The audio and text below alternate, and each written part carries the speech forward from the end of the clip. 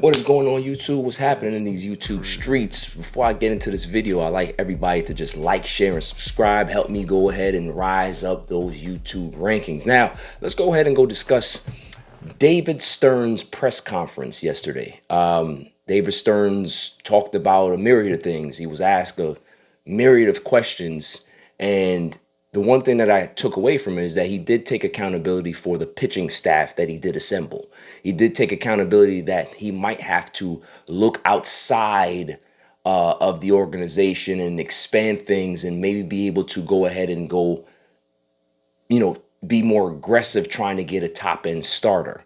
Those things are great for be able to take accountability for. But the biggest issue that I have is that how did he not think that this wasn't going to be an issue going into the season? Like, I understand that you got away with it last year, but maybe you got away with it last year just because you're just trying to get your foot in the door and trying to figure out how to be able to kind of just push the season forward, because there were no expectations last year. So to go all in last year didn't really make sense. So the plan last season did make a lot of sense, to be able to go get some guys off the scrap heap to see how you can be able to just assemble a pitching staff together.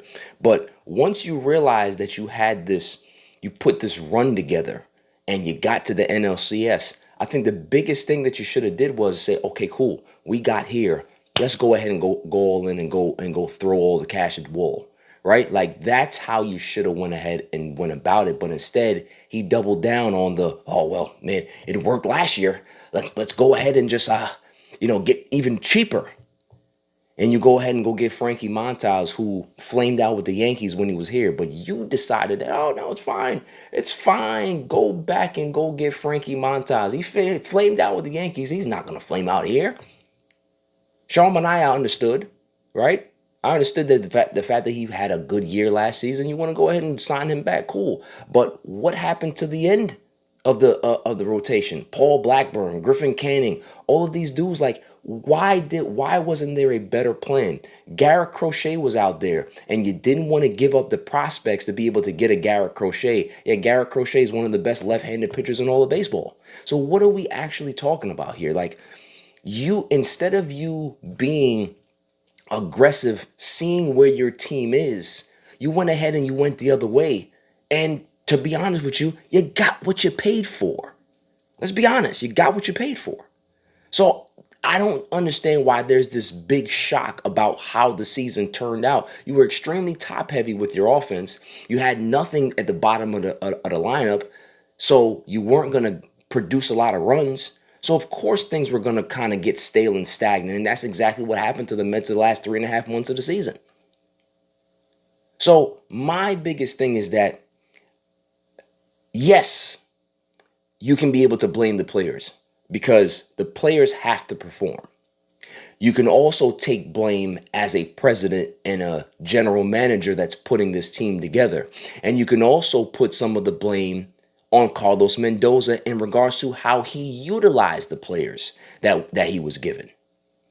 He didn't have much, but he did press some terrible buttons in regards to his in-game decisions and how he went about business. He just looked like he never knew what to do. He never knew what button to push. So there's a lot of issues that the Mets have. It's not just one thing. And then the other thing that I heard about him, talking about he wants to improve the defense. He wants to make sure that he improved the defense. Well, didn't you try to do that last year? This is why you traded for Jose Siri. You kept Tyrone Taylor. You tried to get Nick Madrigal, right? All of these things that didn't work out is because you tried to improve the defense. You need guys that are proven at this level. You need real major league players instead of guys that are on the fringes of being major league talent. Nick Madrigal has never been a major league really talent. Great defender, can't hit. Jose Siri, same thing. He has wheels. He can be able to, he's a demon on the base pads. He can play good defense, but he's never hit higher than 220 in any year. He has some power, but how can you be able to rely on that? Same thing with Cedric Mullins. You went to get Cedric Mullins. Why? Because it was the path of least resistance. You didn't have to give up much because he was in a walk year. How did that work out for us? Like, you need to go ahead and go get guys that are proven at the major league level. A great team has a combination of veterans, youth, and your franchise core guys. So all of those things make a great team. You can't just have bargain bazaar basement deals and expect to be a championship team. This is the thing that puzzled me all year about why David Stearns was so confident and why poor Mets fans had this hope that this team was going to continue to be good. They were 21 games over 500. We understand that. But if you look in between the numbers, the offense was poor. The pitching was playing way over its potential. And you can see there was little cracks in the armor. So we understood that, or most people understood that, or some people understood that this was not going to be sustainable. The team that you saw for the last 3.5 months of the season, that was the team. Not the first 2 months, the last 3.5 months. You cannot be after 90 plus games, almost 20 games under 500, and think that that's not who you are. You had more of a sample size that way than you had the other way. So again, I'm like, listen, it's time to be able to shift the core and move some pieces around. Mark Vientos may have to go. Brett Beatty, maybe if the deal is right, you go ahead and you put him into a package. But if not, then hey, I'm okay with keeping Brett Beatty at third base because he has proved that he plays a great defense. He worked hard on his game. Hell, I was saying that he should have been in Mars. Send him off to Mars. But I was wrong. I think the kid really showed moxie. I think he really showed some grit and some determination and really got better. But guys like Jeff McNeil, it's time for him to go. Brandon Nimmo, maybe if the deal is right, you go ahead and you listen to offers about Brandon Nimmo. Pete Alonso, he's a homegrown talent. But are you going to spend north of $200+ million for a guy that's not defensively great, that has made some key errors at first base, and you're talking about yourself that you want to shore up your defense? You need to make sure that you have great defense on your hot corners. You got to be good at first base. You got to be good at third base. And you also have to be good up the middle, which I think the Mets could be good up the middle if they go ahead and decide that who they want to play second base and not have Jeff McNeil there. So again, there's so many decisions that need to be made, and it's not just one thing. A lot of Mets fans say, oh, we just need to fix the pitching. It ain't just the pitching, bruh. It ain't just the pitching. Oh, well, we need to make sure that we get Alonso re-signed. And okay, you need more than Pete. Because again, the bottom end of that lineup is bad. And you have to find ways to be able to improve that. As much as I like Mark Vientos, I don't know if you want to have Mark Vientos as your everyday DH. Might be better to go after a big thumper. Kyle Schwarber, he's going to want a lot of money. But would that make sense to put that in your lineup? Absolutely. If you're going to get Pete, if you're going to Kate, like you have to make these decisions. But you got to get guys that are proven at this level. Instead of saying, well, we think that he's going to do this based on his analytic numbers and how he's going to. You don't know that. This is baseball. Get guys that know how to play. So us as Met fans, we have to start to come to grips with things. Is that this team was never really built to be a championship team.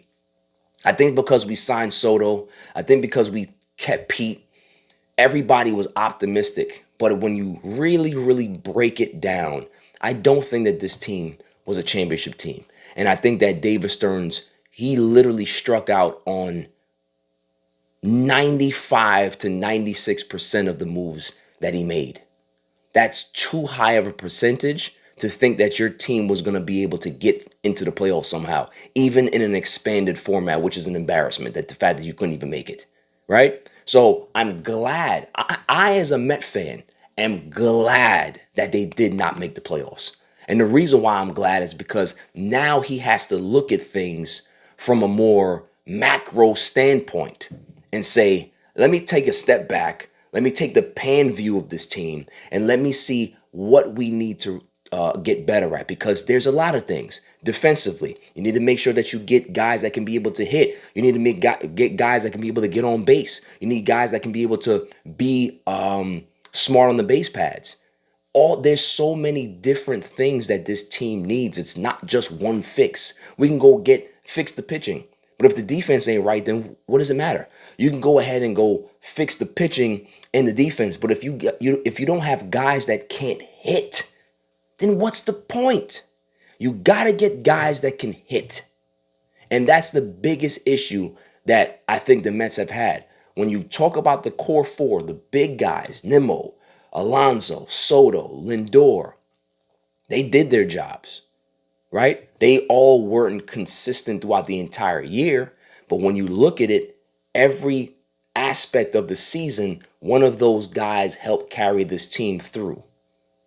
And then everything kind of clicked in August when they had a franchise record of runs scored, and then they were 6 games under 500, just to show you how inept this pitching staff was and the decisions that Carlos Mendoza made. So we really have to start to think about things on a macro level and really assess this team. We have to break it down to the bare bones of it.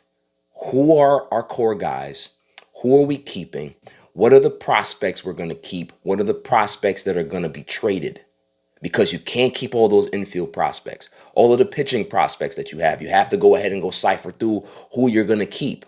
Is Brandon Sproat going to be a part of the future? Is Jonathan going to be a part of the future? Is Hagenman going to be a part of the future? You have so many different guys that you can be able to decide on. Should we put them in a package, or should we put them in the starting rotation and make sure that we have this young core of guys that we can be able to rely on going forward into the future? Cool. But you still need to go get some big top-end starters. Like, you see how the Yankees went ahead and went to go get Max Fried. They had to give him an extra year, but at least they got a guy that they can rely on. The fact that Garrett Cole is getting older. The fact that they have other guys that are kind of fringe guys. You need to make sure that you have a sure thing. And yes, Nolan McLean is good, but you also need somebody else that can be able to be that. You need streak stoppers. Streak stoppers are guys that when the team is on a poor, a losing streak, they can be able to come in and just end that. We didn't have that. And that's the biggest problem that the Mets had this season, outside of the lack of offense, outside of the manager making big problems and not being able to know who to go to, right? So, let me know what you think about this video. I am a optimistic Met fan, but I need to see it. I need to see what he's going to do. I need to see what moves he's going to make before I say, all right, I'm all in again. I can be able to go back to Citi Field and spend some money. I need to see what he's going to do. Because if he continues to go the route that he went the last 2 years in regards to trying to fill out the pitching staff and try to make these marginal low-end deals to try to fill out the roster, then we already know what type of philosophy is, and that can't work here in New York. That can work in Milwaukee, that can work in Kansas City, that can work in Cincinnati, that can work in all of these other small market teams. It cannot work here, because what we need is a guy that understands the city, understands the type of player that needs to be here. There's a certain mindset that these guys need to have. And sometimes analytics can't tell you that. Sometimes the sabermetrics cannot tell you that. You need to have a feel.